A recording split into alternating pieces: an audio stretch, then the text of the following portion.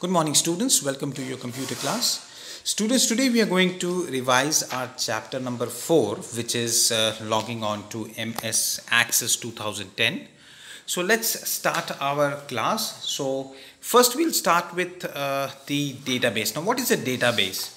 So if you remember, I spoke about database as an organized way of storing information. So what it does is it manages large amount of file, and it also manages, but it is also quick and efficient in doing this. So this three features makes a database. So let's move further. What is the difference between DBMS and RDBMS? Students, if you remember, I spoke about DBMS as database management system, which helps us to create, modify and extract data from the database. But when we add a relation between the tables, between the database, then it is called as the relational database management system. In relational database management system, I spoke about some examples which were RDBMS, which is relation database management system. Examples were MS Access, Oracle, Microsoft SQL and Oracle SQL. So there were so many of them which we discussed about. So these are the few examples of RDBMS. Now what are the advantages of a database? If you remember, I spoke about specifically a word called as redundancy, right? In redundancy, I mentioned about how it reduces the duplicacy of data, how the data duplicacy can be avoided using this. Facilitates sharing of data, helps us to share the data. Different users can use the same database to view and use as per their requirement. Data security. Now, since the administrator has the control, one person who has all the control of the file gives access based on the requirement. So he doesn't want all of them to make changes to the file.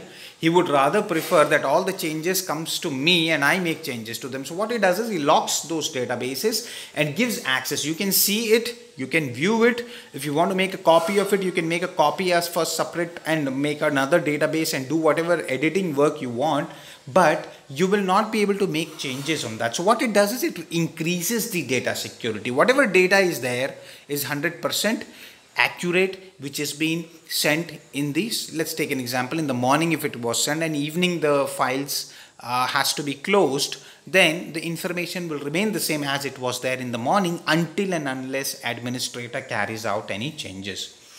It reduced update on errors and increased consistency. Now in Access, you don't get fields just get displayed on it, or free fields you won't get it.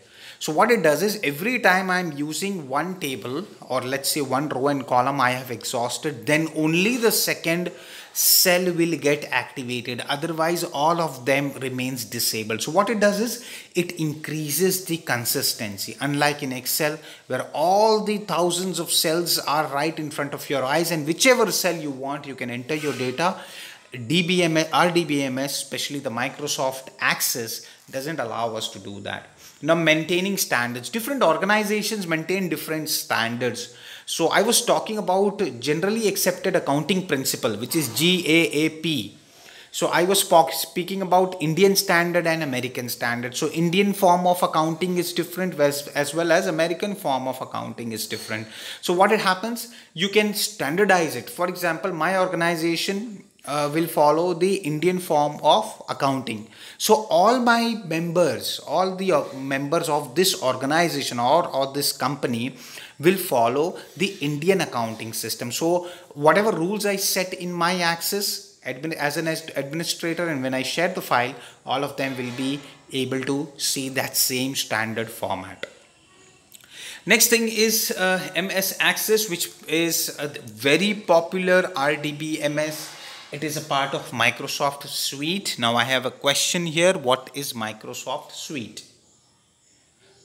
Well, if you have answered it as a package of software which comes in a bundle, then I would accept that answer, because Microsoft Office Suite is a collection of different software which comprises of Microsoft Word, Excel, PowerPoint. And if you have purchased the higher version of Microsoft Office Suite, then you will also get Publisher, you will get Access, you will get Picture Manager, and so many other programs. Now, organizing data in the form of table. So what MS Access does, it organizes the data in the form of table, also establishes relationship between the tables. Now, what are the 4 objects in MS Access we use? If you remember, we discussed about tables, which are the building blocks of a database, and it stores complete data in a structured format. Next comes is the queries. So these are the 4 things, students, we can do in MS Access. Second thing is queries. They let you find and work on the data from one or multiple table according to the specified condition. If you remember queries I spoke about, if I give you a big building full of all the rooms filled of files, and if I ask you to get me the data which is on file number 21, then it would be really difficult for you to walk in each room and find out where that file is, and in that heap of bundle you will have to take out that file. That will be very tiring, exhausting, and not efficient. So what is the other way out for it? We run queries. So what are my requirements? I put my requirements. I want a sales report. I want let's say August 24th, year, let's put it as 1990. And in that all report, let's say I want just a report of one particular brand, right? The company manufactures a lot of brands. I just want one brand. So I'll put that brand name, and if I press enter, the program will virtually enter that building, virtually reach that room, and virtually fetch that data and display it on my monitor screen. So that is called as queries. Next is forms. Form is an interface that lets us to enter and change data in the tables. Whatever data we have made, if you want to make changes, we can do it in the form. Next is reports. So if you remember, it is used for printing purpose, and I said that if forms are considered as input, then reports would be considered as output. Starting MS Access, very simple. We click on Start, All Program, Microsoft Office folder, and we will find Microsoft Access there. So if you have a 2010 version, you will find 2010 in your system. If you have 2007 or any other version, then you will find 2007 or something written next to it. But mostly all of them are same. Slightly there you might find a difference here and there. Next thing is creating a database. There are 2 ways to create a database. One is the blank database, and second is the installed templates. First, we are going to learn about blank database. Now, how to open a blank database? We click on File, we'll click on New, we'll click on Blank Database, and then File Name option will pop up there, and we can enter the name and save the database. Parts of MS Access window, very important, because until and unless we are familiar with this, we will be unable to carry out any practical classes. So let's start with the first one, quick access toolbar. You can see there is an access logo, there is a save button, there is an undo, and there is a redo button. Plus, just next to it, you can see a dash and a down facing triangle. These are used if you want to add more buttons to your shortcut. You can use this option to add more buttons to your shortcut. Next thing is the title bar. The title bar is the place where I check and find out whether you have saved the file in the particular format or not. It displays the name of the file. Next is the ribbon, the most important part of any application software, especially the Microsoft. Microsoft uses ribbon. Ribbon, you will find a lot of features there. All those are grouped and kept in one place. They are also having small pictures. Apart from the name, you will also find pictures, just in case if you have a hard time reading or understanding what that particular option does, you can look at the picture and it will give you an idea what that particular option is for. Next is the object tabs. Object tabs is the place where table, queries, forms are displayed. Remember, in Excel we have sheet 1, sheet 2, sheet 3 mentioned there. This one is slightly different. Instead of below, you will have it on the top. Next is the status bar. Status bar tells us if there is any problem with the file or program, and it will also tell us whether we are in the datasheet view or any other view. Next is the navigation button. Navigation button helps us to switch between different forms or files or reports which we have opened. With that button we can switch from one form, table or report to another. And last one you can see is the view button. So it gives us an option where we can select the option which is either the datasheet view or the design view. So these are the two views. Normally you will find it in view button. So title bar and quick access toolbar, this is how the title bar looks like, and this is how our toolbar looks like. You can see that. And the title bar, as I spoke, so these are the options here. This is our ribbon, very similar to Microsoft Office products. If you have Word, Excel, if you have used Word, Excel, PowerPoint, then you will find the ribbon also looks almost similar to that. Navigation pane, this is our navigation pane. And next is creating a table. Now, how will we create a table using, let's say, templates? So first we are going to talk about creating a table using templates. So first thing we do is we go to file option, we click on the new option, then we'll select the sample template category under available templates. So there are a lot of templates being mentioned here. You can select the template which you want, and you have, let's say you have selected students template as it's given in the book. So I'll talk about that. Then the students database task will appear on the right hand side. There you will find a name box where you can specify or provide the name of your choice and click on create button.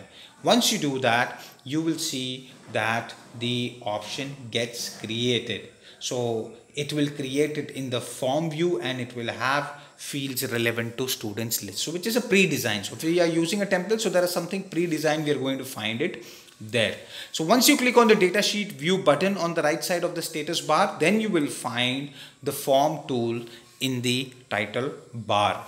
So if you want to add existing fields, you click on the add existing button in the tools group of the design tab, and the fields will get added to it. So the field task pane appears on the right hand side. We know this, we have seen it, and we can drag the selected field to the table and drop it to the position where we want the points to appear. So next thing, we'll talk about opening, closing and exiting a database in this video. So time to watch the video now. www.teachucomp.com/free. To reopen a database that you have already created and saved, first launch Access. In the listing of the side of the initial window that appears, you can simply click on the name of a recently opened database that you wish to reopen. Now, if you want to open a database that does not appear in this list, you can instead click either the File tab in the ribbon if using Access 2010, or click the Microsoft Office button if using Access 2007. You can then click the Open command that appears. Doing that will launch the Open dialog box. Here you navigate to the folder that contains the database file you wish to open. When you see the database file that you want to open listed in the main window, you can click on it to select it. Then click the Open button in the lower right corner of the Open dialog box to open that database. Now, if you wish to close the database file, you can simply click either the File tab in the ribbon if using Access 2010, or click the Microsoft Office button if using Access 2007, and then select the Close Database command. If you want to close Access entirely, you can click the X in the upper right corner of the application window, or click either the File tab in the ribbon if using Access 2010, or click the Microsoft Office button if using Access 2007, and then select the Exit button.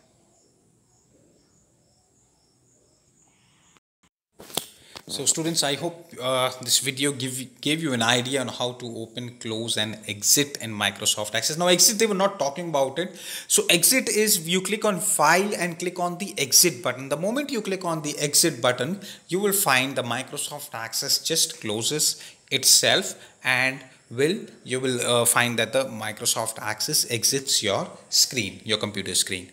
So brings us to the end of the class. What's the homework? In homework, we will write all the shortcut keys which are mentioned in this chapter.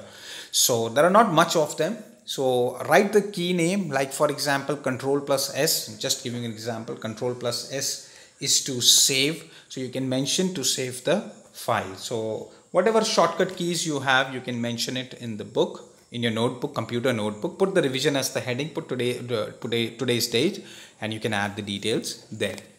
So if you have any doubt related to today's chapter, please let me know through the comment section and I will try my best to clear your doubts. So thank you for your time, students, and have a good day ahead.